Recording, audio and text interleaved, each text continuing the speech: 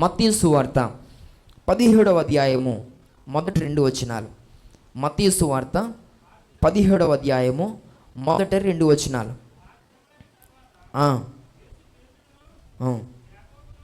6 దినములు అయిన తర్వాత యేసు పేతురును యాకోబును అతని సహోదరుడైన యోహానును వెంటబెట్టుకుని ఎత్తే కొండ మీదికి ఏకాంతముగా పోయి వారి ఎదుట రూపాంతరము పొందెను.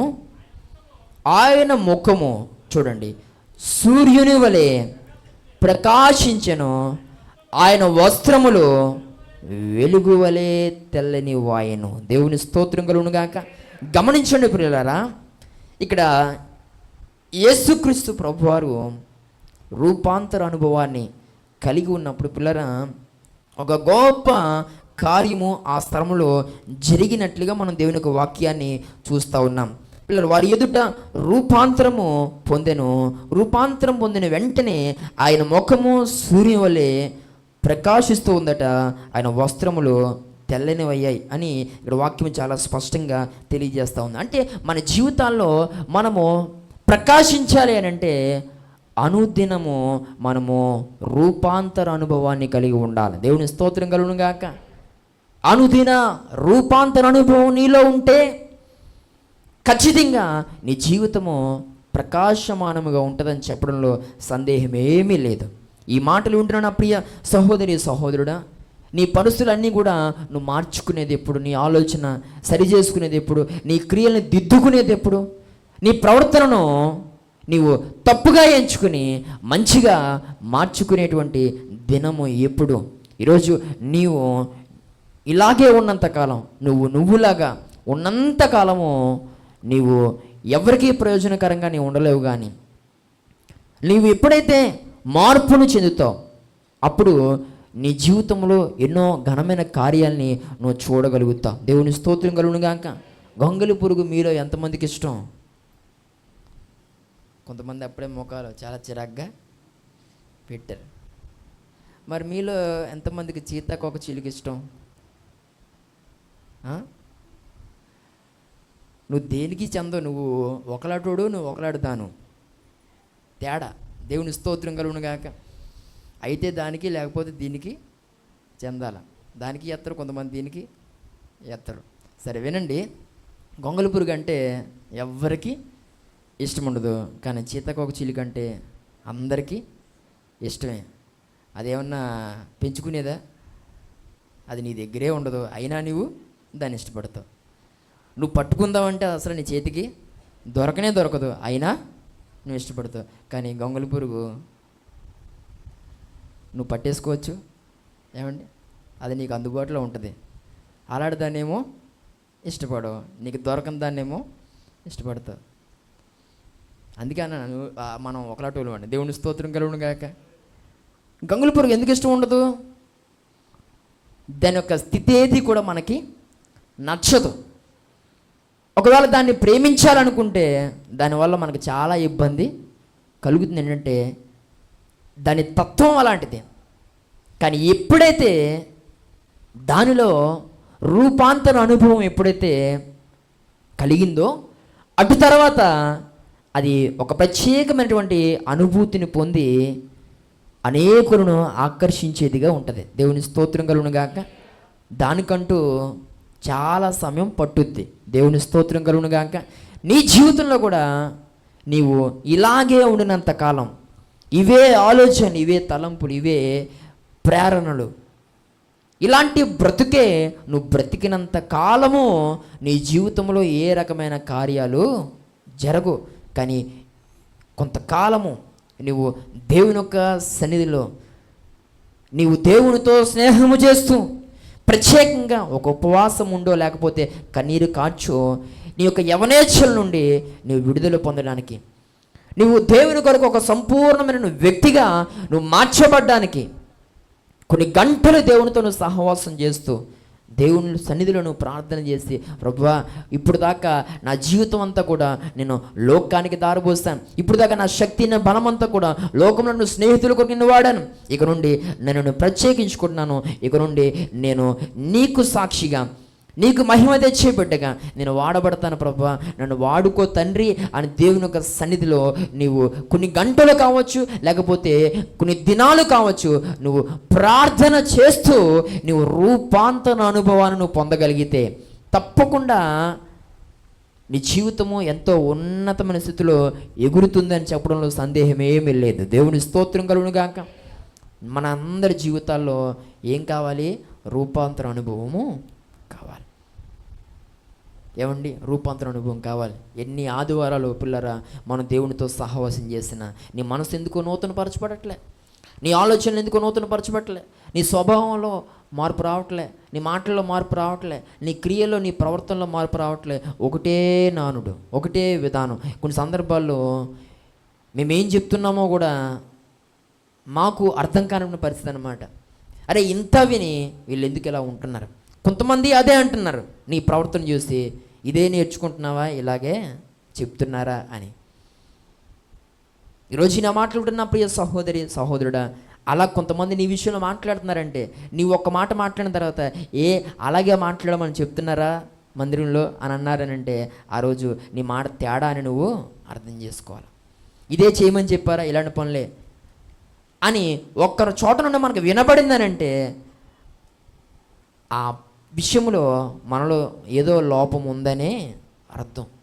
ఈరోజు నా మాట్లాడుతున్న ప్రియ సహోదరి సహోదరుడా, కొంతమంది ఇదే వింటున్నావా, ఇదే చెప్తున్నావని ప్రశ్నిస్తున్నారంటే వాళ్ళకి తెలుసు దేవుని మందిరములో అలా చెప్పరు అని. దేవుని మందిరములో ఎలాంటి మాటలు చెబుతారో ఈరోజు అన్యులతో సహా అందరికీ తెలిసింది. చర్చిలో దైవ సేవకుడు ఒక పాస్టర్ గారు చెప్పేటువంటి మాటలు ఎలా ఉంటాయి అనేవి ప్రతి ఒక్కరికి తెలుసు.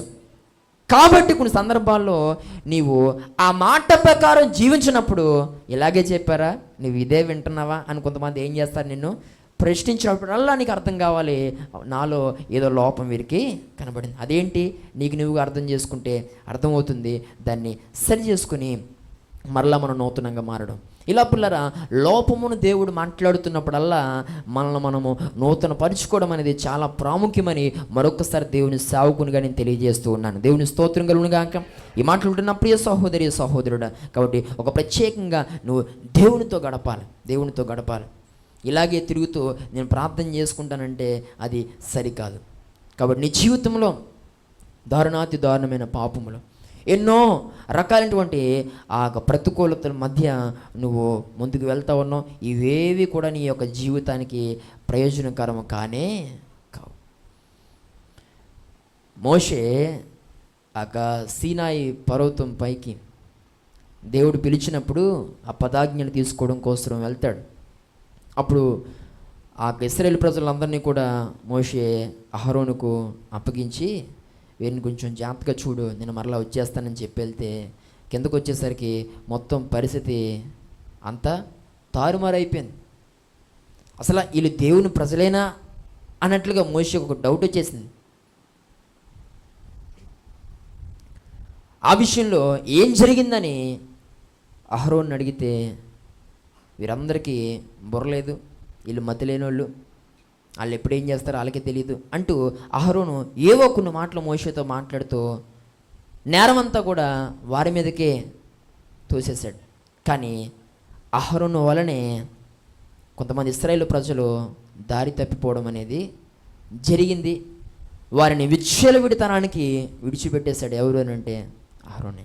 మీరు గమనించాలి పిల్లరా, ఆ రోజు వారు విచ్చలవిడితనానికి వారు అలవాటు పడి దేవునికి వ్యతిరేకంగా తిరగడానికి వారు అలవాటు పడిపోయి జీవితాల్ని నాశనం చేసుకున్నారు.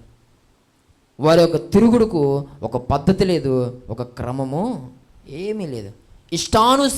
ఇష్టానుసారంగా పిల్లరా దేవుని ప్రజలు బ్రతకటం వారిని మనము చూస్తాం. ఈ ప్రత్యేకమైన సమయంలో ఈయన మాట్లాడుతున్న ప్రియ సహోదరి సహోదరుడా, నీ జీవితంలో కూడా కొన్ని సందర్భాల్లో దేవుని వదిలేసి ఇంకా జీవితాన్ని నాశనం చేసేసుకోవడం కోసం ఎంత తిరగాలో అంతా ఇంకా తిరుగుతున్నాం. పోనీ ఒక పని మీద తిరుగుతున్నావా అని అంటే నీ తిరుగుడుకు ఏ పని లేదు. మన యొక్క ఇదే కాలనీలో చాలామంది ఏమండి యవన బిడ్డలు తిరుగుతా కనిపిస్తూ ఉంటారు.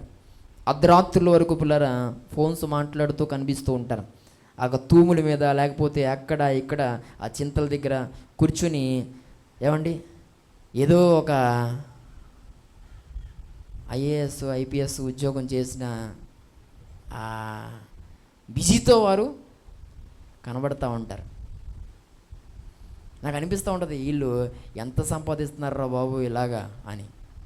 ఇలాగే చేసి వీళ్ళు ఎంత సంపాదిస్తున్నారు, వీళ్ళు ఇలాగే బళ్ళు మీద తిరిగి ఆడెవడో వస్తాడు ఈయన ఎక్కించుకుని పోతుండు. ఇప్పుడు వీళ్ళిద్దరు కలిపి 1,00,000 పట్టుకొస్తారా? వీళ్ళిద్దరూ కలిసి ఇంట్లో ఉన్నటువంటి కొంతవరకు అప్పులు ఏమన్నా తీరుస్తారా? వీడికి ఆడితోడు ఆడికి ఈడితోడు. వాళ్ళ ఇంట్లో ఉన్న అప్పు ఈడు తీరుతాడు, వీడింట్లో ఉన్న అప్పు ఆడేమైనా తీరుతాడా? వీళ్ళిద్దరు కలిపి ఇప్పుడు ఎంత సంపాదిస్తారు? ఇప్పుడు మిమ్మల్ని వదిలేసిన వెంటనే మీరు కూడా మళ్ళీ అదే దెబ్బ అనమాట. సాయంత్రం లోపు మీరు తిరిగి అటు డొక్పోలం సెంటర్కి పోయి ఎంత తెస్తారు, ఇటు నుంచి ఇలా కిందకి పోయి ఎంత తెస్తారు? ఏమండి ఈరోజు తిరుగుతున్నావు కానీ నీకు ప్రయోజనకరం కానీ తిరుగుడది. ప్రియ సహోదరి సహోదరుడా, ఇప్పుడు నీకు అనిపిస్తుంది కొన్ని సందర్భాల్లో ఆ రోజు నేను సరిగా ఉండుంటే ఈరోజు నాకు ఈ పరిస్థితి వచ్చేది కాదని. ఇంకా నీకు కొన్ని విషయాల్లో క్లారిటీ రాలేదు కానీ, ఇంకా నీకు కొన్ని అర్థం అవ్వలేదు కానీ కొంతవరకు నీకు అర్థమైంది. ఆ రోజు నేను చదువుకొని ఉంటే ఈరోజు నా స్థితిలాగా ఉండేది కాదని కొన్ని విషయాల్లో నీకు అర్థమైంది. మరి ఆ రోజు చెప్పేవారు లేరా అంటే ఆ రోజు చెప్పేవారు ఉన్నారు, నువ్వు వినలే కాబట్టి ఈరోజు నీకు ఇలాంటి స్థితి వచ్చింది. కానీ ఇంకొక బాధాకరమైన సంఘటన చెప్పనా? ఒకానొక దినము నీ స్థితి ఇంతకంటే దారుణం అయిపోవడానికి నువ్వు ఈరోజు చెప్పే మాట కూడా నీవు వినట్లే. ఆ రోజు చెప్పే మాట వినక ఈరోజు ఇలాగ అయిపోయావు. కానీ సాడ్ న్యూస్ ఏంటంటే ఈరోజు చెప్పే మాట కూడా నీవు ఈరోజు వినట్లేదు. రేపు ఎలాగైపోతావు అన్న భయం మాకుంది. ఈరోజు నా మాట్లాడుతున్న ప్రియ సహోదరి సహోదరుడు, నీకు లేదా భయం? ఈరోజు నువ్వు ఆలోచన చేయాలి. ఈరోజు నీ యొక్క అనుభవాల్ని, నీ పరిస్థితిని నువ్వు పూర్తిగా మార్చుకోవాలని తెలియజేస్తున్నాను. దేవుని స్తోత్రం కలుగును గాక. హల్లెలూయా. ఈ లోక స్నేహం దేవునితో వైరం. ఈ లోక స్నేహం దేవునితో వైరం. ఈరోజు నీతో కలిసి తిరుగుతున్న వారు నీకు కష్ట సుఖాల్లో పాలు పంచుకునేవారు కాదు. ఈరోజు నీతో ఆ ముందొకడు వెనకొకడు కూర్చుని తిరుగుతున్నవారు, నీకు అటు ఇటు నడుస్తున్నవారు, వీరందరూ కూడా నీ సుఖ దుఃఖాల్లో పాలు పొందేవారు కాదు. నీ యొద్దున్న దాన్ని వాడుకొని చివరికి నిన్ను ఒక వెంగిలాకం చేసేసి నిన్ను వదిలేసేవారే. జాగ్రత్త, నువ్వు ఇంకా కానుకోకపోతే నీ జీవితాన్ని ఇంకా నువ్వు నాశనం చేసేసుకుంటావు. ఈరోజే ఈ మాటను బట్టి నీలో రూపాంతర అనుభవం అనేది కలగాలి. అప్పుడే నీ జీవితం ప్రకాశమానంగా ఉంటుంది. లేదా 4 సంవత్సరాలు అయితే నీ జీవితంలో నీకు అంతా చీకటే. ఏం కాదు, ఇప్పుడు నీకున్న వయసు ఎంతో నీకు తెలుసు. అక్కడి నుంచి 4 years నువ్వు వెయిట్ చేయగలిగితే ఇక తర్వాత నుంచి ఇక వెలుగేమీ ఉండదు. నువ్వు ఆరిపోతావు, ఉన్న వాళ్ళని ఆరిపోతావు. అదే నీ జీవితం అన్నమాట. ఇంకా ఆర్పుకుంటూ బ్రతకడమే అందరినీ, ఎందుకంటే నువ్వు ఆరిపోయావు కాబట్టి. ఇక ఈ ప్రత్యేకమైన సమయంలో నిన్ను వెలిగించడానికి దేవుడు మాట్లాడుతూ ఉన్నటువంటి మాట ఏంటంటే ఈరోజు రూపాంతర అనుభవాన్ని కలిగి ఉండాలి. దేవుని స్తోత్రం కలుగును గాక.